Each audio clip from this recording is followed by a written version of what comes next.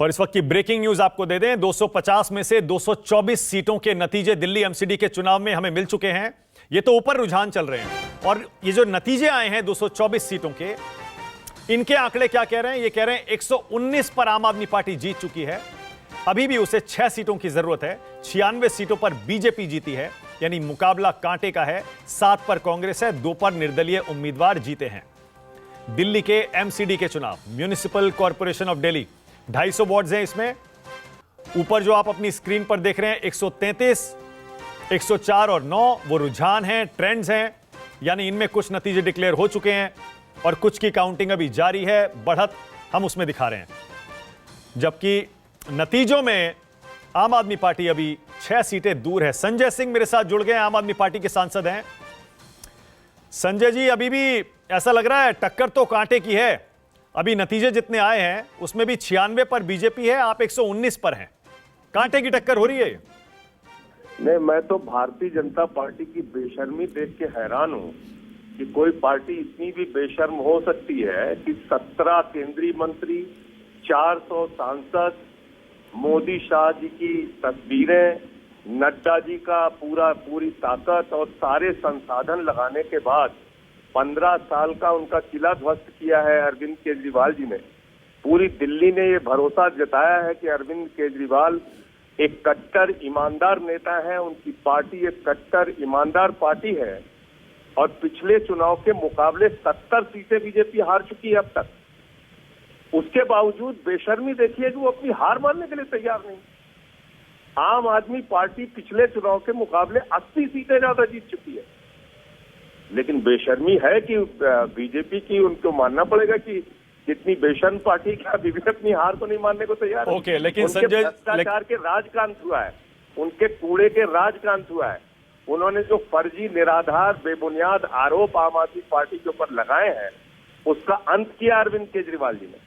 लेकिन दिल्ली की जनता ने अपार समर्थन और आशीर्वाद और प्यार अरविंद केजरीवाल जी के लिए दिया है। ये परसेंटेज ऑफ वोट और इस पे बात कर रहे हैं।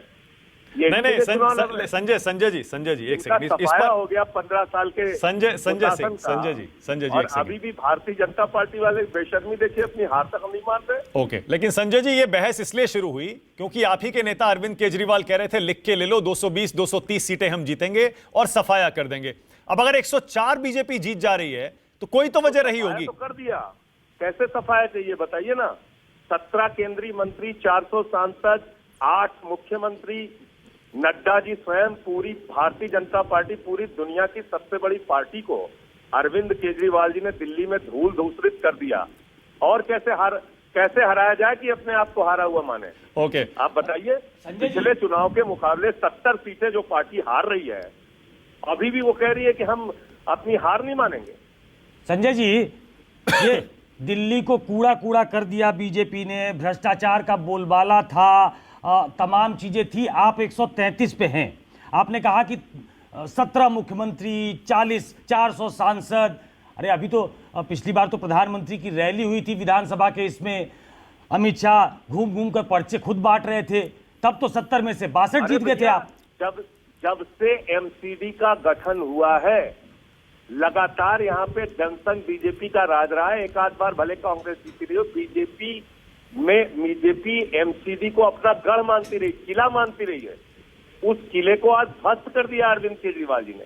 पूरी दिल्ली की जनता ने यह जताया है कि उनका बेटा अरविंद केजरीवाल कट्टर ईमानदार है। जितने मुकदमे लिखोगे, जितने एफआईआर करोगे, जितने झूठे आरोप लगाओगे, उसका जवाब हम अपने वोट की ताकत से देंगे। ओके, ये दिल्ली की जनता का प्यार और आशीर्वाद है। ठीक है। और भारतीय जनता पार्टी की बेशर्मी देख के मैं हैरान हूं कि पूरी ताकत और शक्ति लगाने के बाद दुनिया की सबसे बड़ी पार्टी, 15 वर्षों का उनका कुशासन, उसको अरविंद केजरीवाल जी ने उस किले को ध्वस्त कर दिया। अभी भी वो लोग अपनी हार नहीं मान रहे। ओके संजय जी, अब लोकसभा की 7 सीटों की टक्कर जब होगी दिल्ली में, बोले नहीं कम से कम, लोकसभा की 7 सीटों की टक्कर जब दिल्ली में होगी साल सवा साल बाद, उसके लिए दावा करना अभी जल्दबाजी होगा या थोड़ा इंतजार करें? पूरे देश में अब लड़ाई आम आदमी party versus Bharatiya Janata party है। पूरे देश में अब लड़ाई मोदी वर्सेस अरविंद केजरीवाल है। ये संदेश है, दिल्ली की जनता ने देश को संदेश दिया है कि जितना उत्पीड़न करोगे, जितने फर्जी मुकदमे लगाओगे, उसका जवाब हम अपने वोट की ताकत से देंगे। लेकिन गुजरात और हिमाचल का नतीजा, उसका इंतजार तो कर लीजिए, ये कहने से पहले कि मोदी वर्सेस केजरीवाल होगा 24। नहीं, एग्जिट पोल के भी नतीजे, अगर आपके ही एग्जिट पोल के नतीजे हम मान लें तो वो भी हम उत्साहित है उस बात से। देखिए 27 साल का भारतीय जनता पार्टी का गढ़, नरेंद्र मोदी अमित शाह का गढ़, अगर वो आज की तारीख में एग्जिट पोल के नतीजों को हम लोग मान लें, 20% वोट शेयर दिया जा रहा है वहां पे, 20 से ज्यादा सीटें दी जा रही हैं, तो ये हमारे लिए उत्साहजनक है। ओके, बाकी कल परिणाम आएगा तो उसमें हम लोग तय करेंगे। गुजरात के बाद अब अपने आम आदमी पार्टी के पैर पसारने के लिए कौन से राज्य आपने चुने हैं? उन लिस्ट में कौन कौन से राज्य हैं? आम आदमी पार्टी दुनिया की सबसे तेजी से बढ़ने वाली पार्टी है अरविंद केजरीवाल जी के नेतृत्व में। पूरी दुनिया में और देश में अगर सबसे ज्यादा आजादी के बाद तेजी से बढ़ने वाली पार्टी है 10 वर्षों में, तो उस पार्टी का नाम है आम आदमी पार्टी और उस नेता का नाम है अरविंद केजरीवाल। कर्नाटक त्रिपुरा लड़ेंगे क्या? अभी चुनाव आने वाला है मार्च अप्रैल में। वो पार्टी का शीर्ष नेतृत्व तय करेगा, वो पार्टी का शीर्ष नेतृत्व तय करेगा। ओके, संजय जी, यहाँ अनुराग ढांडा बैठे हैं, आपके प्रवक्ता। अभी हम इनकी ग्रिलिंग करने की कोशिश कर रहे थे, मैं, सुकेश और भाऊ भी बैठे हैं। हम इनसे पूछ रहे थे कि आपकी पार्टी की आइडियोलॉजी क्या है, आप धर्म और जाति के मुद्दों पर शांत क्यों हो जाते हैं, सॉफ्ट हिंदुत्व क्यों कार्ड क्यों खेलते हैं? पार्टी की आइडियोलॉजी है आम आदमी के हक में काम करना। बिजली, पानी, शिक्षा, स्वास्थ्य, माताओं बहनों को फ्री बस की यात्रा, फरिश्ते योजना, बुजुर्गों को तीर्थ यात्रा, आम आदमी की जिंदगी में जो दुश्वारियां हैं उसको खत्म करना, ये हमारी विचारधारा है, ये हमारी सोच है। अरविंद केजरीवाल जी का अर्थशास्त्र है सबको मुफ्त सेवाएं देकर मुनाफे का बजट देना। अरविंद केजरीवाल जी का अर्थशास्त्र है कि कुछ चंद पूंजीपतियों को खरबपति और लखपति और करोड़पति, लाखों करोड़पति मत बनाओ, बल्कि आम आदमी को, देश के करोड़ों लोगों को राहत दो, उनके जेब में पैसे पहुंचाओ, महंगाई से उनको राहत दो। आज दिल्ली देश में सबसे कम महंगाई वाला राज्य है। पूरे देश में जो महंगाई की दर है उसमें दिल्ली में सबसे कम महंगाई की दर है। दिल्ली में 8 वर्षों से लगातार मुनाफे का बजट दे रहे हैं अरविंद केजरीवाल। तो इसलिए मैं समझता हूँ कि मैं तो हैरान हूँ कि भाजपाई 70 सीटें हारने के बाद पिछले चुनाव के मुकाबले अभी भी अपनी हार नहीं मान रहे। 15 साल का उनका किला ढह गया, बोल रहा हूँ, एक सवाल, अपनी हार नहीं मान रहे। एक सवाल मेरा भी ले लीजिए। आपने हम लोगों को क्या ज्ञानवर्धन किया, बीजेपी देश की सबसे बड़ी पार्टी है और सौभाग्य की बात यह है कि दुनिया की सबसे बड़ी पार्टी है और दुनिया की सबसे तेजी से बढ़ने वाली पार्टी भी भारत की है। तो एक की राय तो लोगों को मालूम है बिल्किस पे क्या राय है दुनिया की सबसे बड़ी पार्टी की।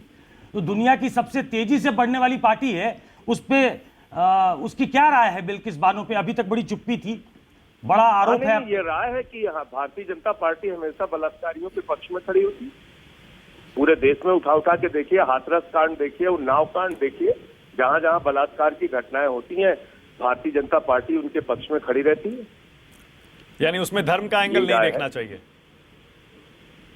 बिल्किस बानो के केस में धर्म का एंगल नहीं देखना चाहिए, यही कह रहे हैं आप? बलात्कारी की कोई जाति धर्म नहीं होती। और जहां तक भारतीय जनता पार्टी का प्रश्न है, भारतीय जनता पार्टी तो सीना तान के बलात्कारियों के पक्ष में खड़ी रही है। हाथरस कांड नहीं देखा क्या? एक सवाल भाऊ पूछना चाह रहे हैं, अशोक वानखेड़े।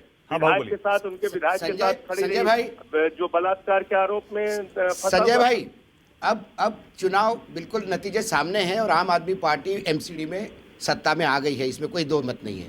बाकी लोग माने ना माने, यहाँ पैनल तो सब मानता ही है कि आप सत्ता में आ गए हैं। तो अब नोट पे छोड़िए, लेकिन क्या एमसीडी के हर ऑफिस में अब लक्ष्मी गणेश के फोटो तो लगना चाहिए, ऐसा मुझे लगता है।